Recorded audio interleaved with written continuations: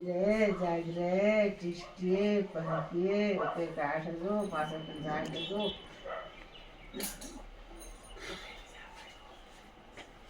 लग दो खरो कितना आएगा ना हाँ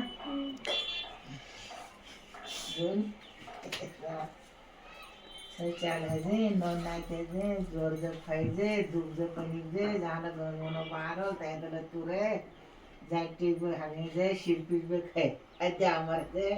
वो पता नहीं जे पूरा पूरा करे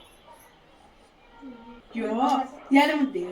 रे जागरे चिश्तिए पंके काही काट जो पाच पंचायत जो झालं